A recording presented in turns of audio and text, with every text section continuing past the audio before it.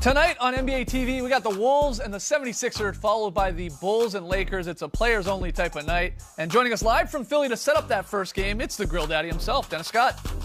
See those grill marks? See those grill marks? See those grill marks? See those grill marks? See those grill marks? See those grill marks? We see those grill marks. We see 3D. There he is in Philly, bobbing away. He loves his theme song. What's up, Dennis? All's good, guys. What you got for me today? What you got for me? Well, look, we're going to get into the game, but first things first, it's funny because we're talking Grill Daddy, and then we got some more food questions for you because we follow you on social media. And we saw today, it looked like you had a beautiful brunch. You see there on the left, the French toast. Stack them up. But you have this second photo. 3D. I love you guys. 3D, you have this second photo. And we dug a little deeper, looked a little closer. This looks like eggs and mushroom and cheese. Did you have 2 breakfasts today?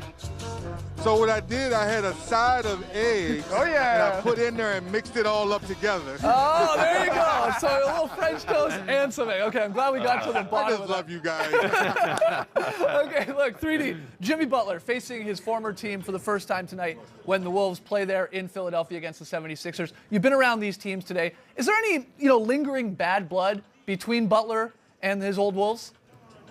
Believe it or not, guys, not really. A shoot around this morning, all the media, they were too busy talking about Covington and Cyrus coming back to Philadelphia. Now with Ryan Saunders taking over, it's the new era. So not really a whole lot of Jimmy talk this morning. I was a little bit surprised, but then again, the team was like, we're moving on, it's a new era, and we're playing better basketball. Yeah, both teams have been playing better basketball since the trade. I wanted to ask you personally, though, is it always a difficult game when you face your former team for the first time? Like, you played for the Magic for a long time, got traded right before the season.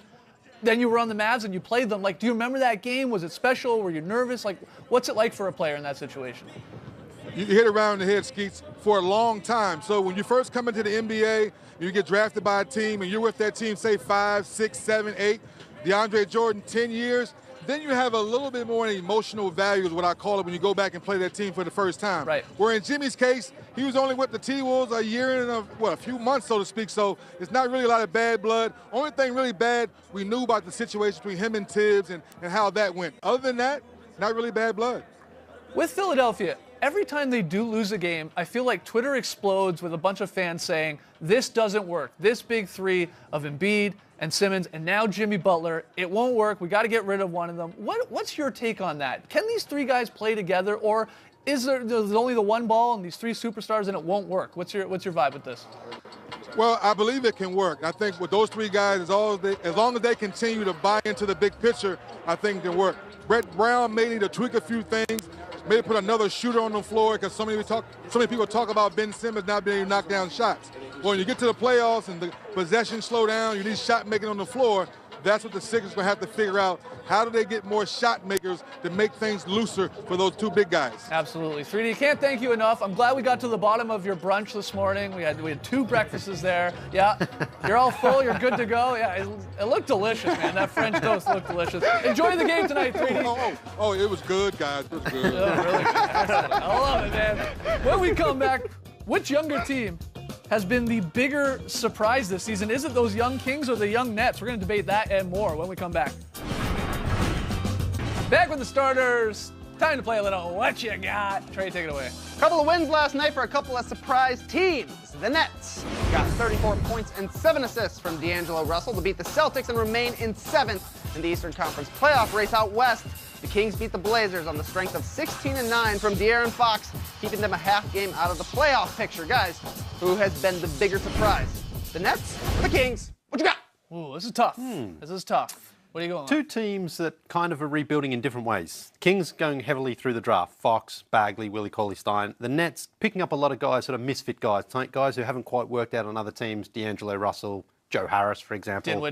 Dinwiddie, yeah, another good example. They got Jared Allen, of course. But I think it's the Kings because for so long they've just been chaotic on the floor and off the floor. And I think both of those, and it's no coincidence either, are starting to improve.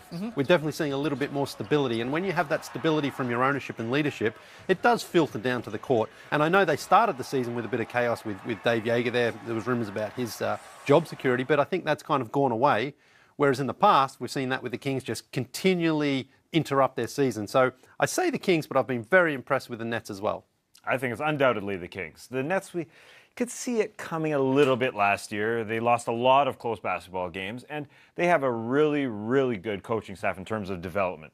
So we could see it coming on a little bit. The Kings, I didn't see it coming from anywhere. De'Aaron Fox, we would expect in year 2 to get better, but to have 6 guys get, markedly better is pretty surprising. Yeah, I mean, D'Angelo Russell shot the lights out again last night. Another nice win for the Nets, and they're a fun watch because they play hard.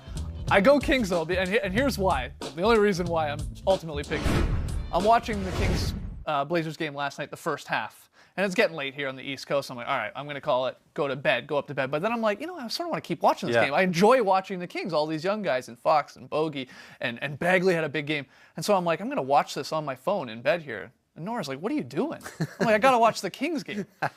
What am I doing? Like, I would have never said that in the last decade. I got to watch the Kings game while I'm lying in bed on my phone to catch the second half because it was that entertaining. So because you used to use your iPad? No, I didn't use my iPad. I got a Generation 1 iPad. It's old. It's holding on. Somehow it still works. But I don't throw that out. Yeah, I know. I don't know. You've got a pretty good data plan by the sound of it. So I got a great data plan. All right, Trey, what's the answer to this? Kings or Nets? I think it's the Kings, too. They're over 500 in January in the West. I had to look it up like 10 times to believe it today. But moving on, according to Mark Stein of the New York Times, some of the Hawks might be leaving the nest over the next couple of weeks because in the search for more draft picks, Atlanta has made Jeremy Lin, Kent Bazemore, and Dwayne Dedmon available in trades. Seems like Lin is drawing the most interest right now, but guys, who's most likely to be traded? Lin, Bazemore, or Dedmon? What you got? Jeremy Lin is prime for a trade, it sure feels like. And he's starring in his role as a backup point guard. You're going to add him right to your team and potentially get a playoff win or two because of Jeremy Lin and his great job that he does as a backup point guard. It's an expiring deal as well. That helps. Lin has found himself. Again, he's an older dude as well. He's in his prime. I think he's in a perfect spot right now. Yeah, I agree with that. I think so many teams that are trying to make the playoffs or legit playoff contenders or have plans to go far in the playoffs, everybody wants a solid backup point guard to give you some sound minutes, not turn the ball over, maybe get to the free throw line, which Lin is good at. So the Raptors, the Pelicans' names are being thrown around. The Blazers, the Heat, the Kings, who are in a playoff race. Kings makes a lot of sense. So many teams. I mean, it makes sense to try and get a guy like that. His contract does make it interesting because it is $14 million. So some money's, unless you're the Kings, some money's going to have to be coming back there to match it. So maybe Dedmon, in that sense, has the easier contract to move. But Jeremy Lin is the better player between a Dedmon and Lin. So I think. And that's what counts against Bazemore because he's got an option. He's the best player of the three, Yeah, but he's got about $18 million that he's going to pick up next season. So you're taking on that contract as well, whereas the other guys, it's basically just for this season. But I think Bazemore is going to be in demand, and Mark Stein alluded to this earlier in the year because he's a good three-point shooter when he's healthy, and he can play defense. So he's quite versatile. Doesn't need the ball in his hands. And, when he was a free agent a couple of years ago, there was some interest for him then. And he hasn't quite lived up to that contract, but he's also shown that he's a pretty reliable player when he is out there. So you're going Bazemore. We got some Lins here. What's the answer here, Trey? You touched on it for a second. I think it's going to be Dedmon because he's got that tiny contract. Yeah. Teams always want a defensive big, and he would be happy to be out of Atlanta, I do think. But from now on, I'm calling him Joe Zingles because the guy's got jokes. Whether it was blowing a smooch to some courtside fans after hitting a game-sealing three right in front of him, or telling Blake Griffin straight to his face that he's a flopper, the Aussie was getting his jabs in. Guys, what was the funnier Ingles moment? The kiss to the fans or calling out Blake? What you got? Let's ask the Aussie. This is a tough one. I mean, blowing a kiss to the fans, basically a game-sealing three there was fantastic. But to go straight up to Blake and just say flopper right in his face. And Well, Blake, he looks like he asked him first, right? He said, "Did you flop?" Yeah. And then Blake's like, "Nah." Yeah. And then he does double down on it. You're a Yeah, and he certainly didn't back away from him. So, yeah, I think I have to go with the on-court incident there because the blowing to the kiss of the fans is, that happens a lot. You hit a big three in their face. So I'll go with that one. I'll go with the Blake. Okay. Yeah, that harkened me back to last year's playoffs when he was in Paul George's face. Yep. That was one of the better playoff series in the postseason because Joe Ingles was all up in PG. He's not scared of anybody, but the blowing the kisses was perfect. Yeah, I do. The slow-mo camera angle. Yeah, and he's at home, but he's blowing a kiss to some Pistons fans that are barking at him. Yeah. Which I like that element to it. Yeah, I go kiss as well. It's a great kiss, too. He really extends the hand. Yeah. Mwah. Oh. He's quite the Beautiful. trash talker, this guy, though. He goes at it back and forth, fans and players. Trey, what is the answer? Oh, it's gotta be the kiss. Paying tribute to Lee Ellis with a 3-point kiss. Oh, yeah. Feel it with a kiss. All right, after the break. To Bruce. Maybe we'll get 2 kisses instead of 2 thumbs on a very solid play. What do you think, Lee? Why not? Yeah, Sure. why not? Come on back. Back with the starters. Our question was to pair NBA players with their Mario Kart characters. You hit us up on Twitter, hashtag the starters. Trey, you got some answers. Yeah, we got some good answers. Jake says that if Steph is Mario, then Seth must be Luigi. Duh, makes sense.